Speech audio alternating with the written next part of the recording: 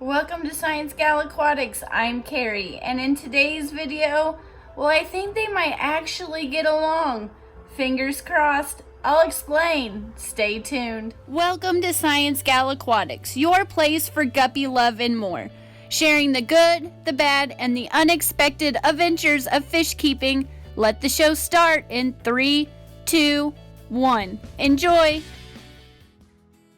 But first, we need to backtrack a little and catch you up on what exactly has happened with the new 180-gallon aquarium. You might remember that I acquired this new home for the silver arowana not too long ago. Our local nursing home was actually looking to upgrade, and the local fish store knew I was looking for a larger tank, and just like that, I have my largest aquarium yet. And it's actually crazy. I have memories of this tank being set up when I was a kid. But anyways, even though this tank is new to me, it is slightly used and in need of some major TLC and desperately required new silicone. However, being overly excited to start and just overzealous to get the job done caused a major problem. And after scraping and peeling for days, I was just ready to finally buy silicone, and I just bought the same amount I always had in the past, completely without thinking, and yes, you guessed it, I quickly ran out. But I did want to support the local fish store, but after waiting for almost a month, I just went ahead and ordered what I needed online. But while I waited, I took advantage of the extra time and blacked out the back with black acrylic paint and an ultra soft bristled brush.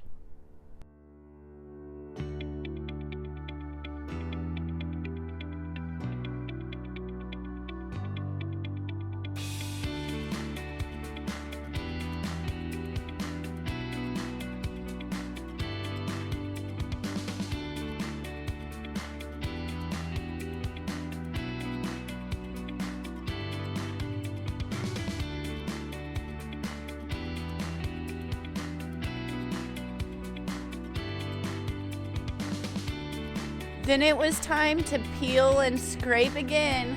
Round 2. Lesson learned.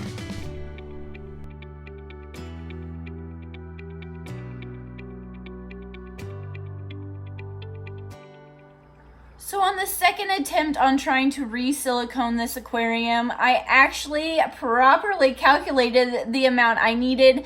And let me tell you, that makes things just so much easier to actually have the amount that you need. But if you are curious about the steps you need to take on actually laying new silicone and the process you need to take, I will link a video above that you can check out. But this aquarium, everything looked good. Well, it could have looked a little bit prettier in some spots, but most importantly, it held water and I let it cycle for as long as it possibly could. I did use the filter, most of the substrate, and just any type of media I had in that 55-gallon.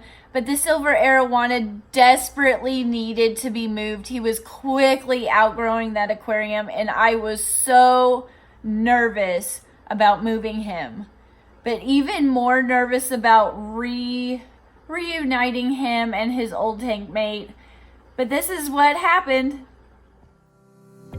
But first things first, the silicone had to be finished. Then the moment of truth. After a week of curing, it was time to test the sil and fill with water.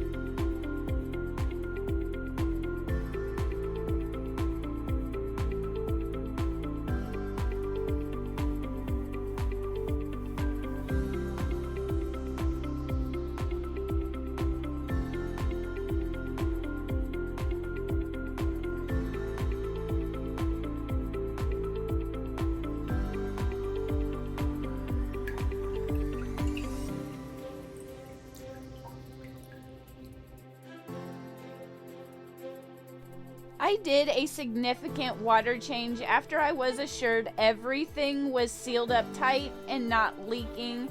Then I used my Old Faithful Prime as the water conditioner and waited 24 hours before adding any of the substrate plants and other media from the 55-gallon. Then I just impatiently tried to wait for the tank to cycle. I was able to go ahead and add the rest of the substrate from the old tank into this one once he was just simply moved out, just because he did not appreciate this part at all. In fact, he will get cross with anyone or anything that just comes too close to his tank. Even during feeding time, he will get grouchy at you if you just simply stay and watch too long. I'm just a tad bit nervous.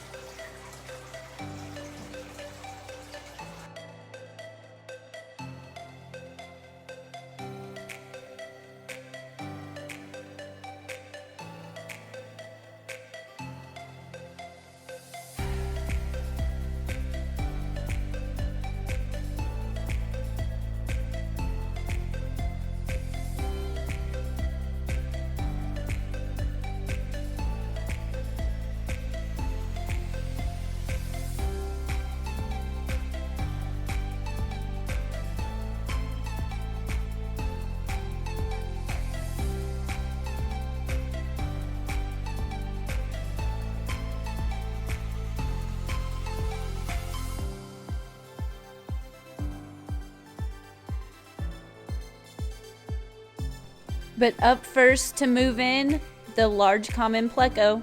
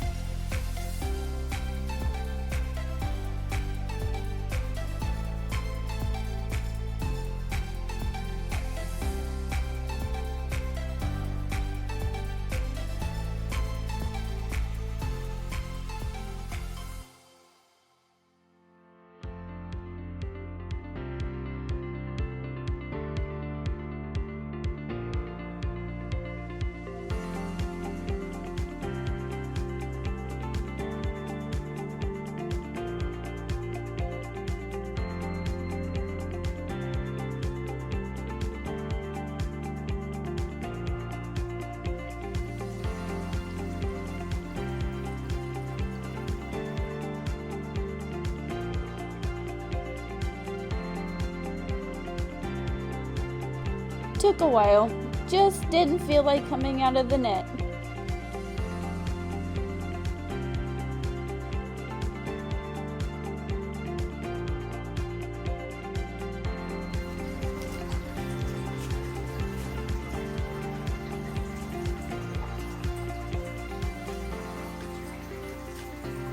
Alright, buddy, you can either come to me or I gotta go to you. We were both extremely nervous and discussed and contemplated the best possible way to move him, so when he did in fact jump, it wouldn't scuff him up as badly, and we discussed this for what felt like days, even up to the exact moment talking about it, until he just, decided to jump into the net himself.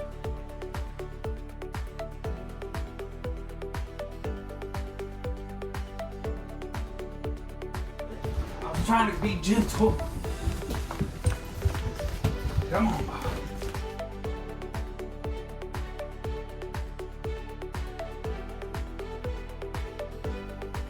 This was probably in the end one of the worst ways to do this, but I was super concerned with his finnage and barbells getting stuck into the net, and I just didn't want to reach in with my hands and hurt his scales, so in the moment, this is what we felt would work best. The aquarium can hold more water. Come on, bud. You gotta go over the edge.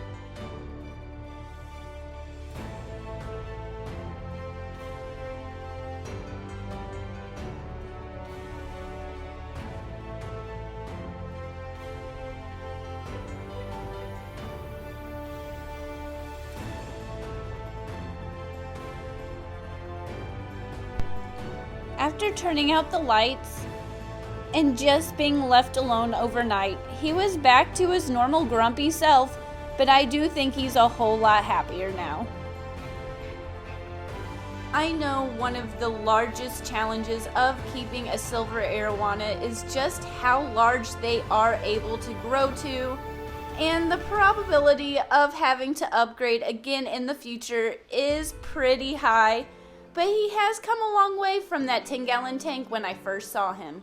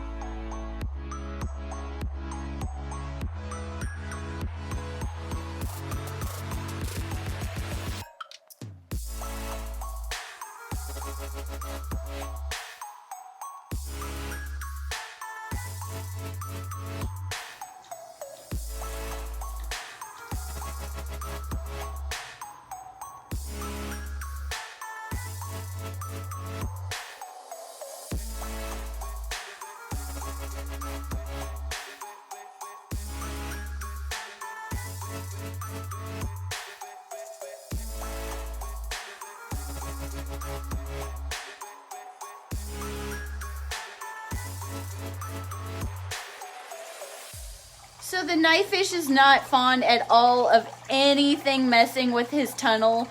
And in fact, when I first got him, I actually had to go back to the fish store and ask to buy this tunnel because he was not having it at all. And if any of the gravel gets messed with, he'll actually re-landscape everything until it's just right again. And I thought it might be a good idea to go ahead and try to move him and this tunnel at the same time to hopefully alleviate a little bit of stress.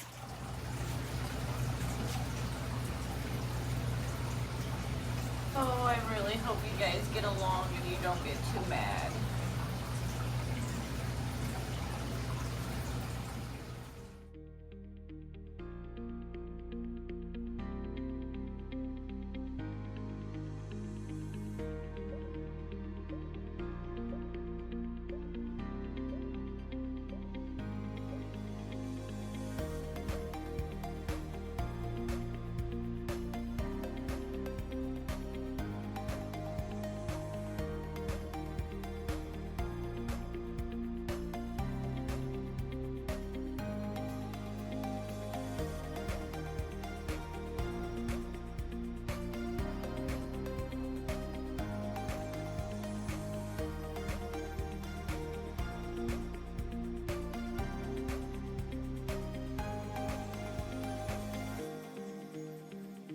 I'm not sure exactly why I felt like I needed to, but I did let a week pass before I added the black featherfin knifefish.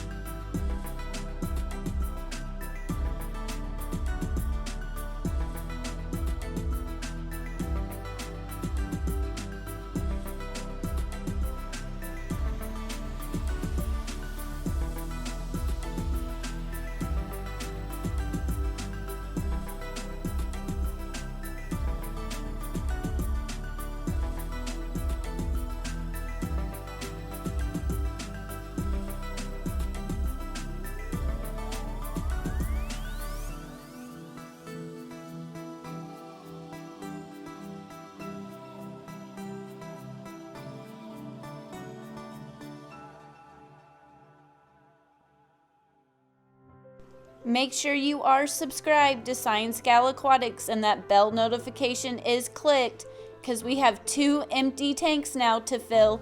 I'll see you in the comments. Thanks for watching. Enjoy.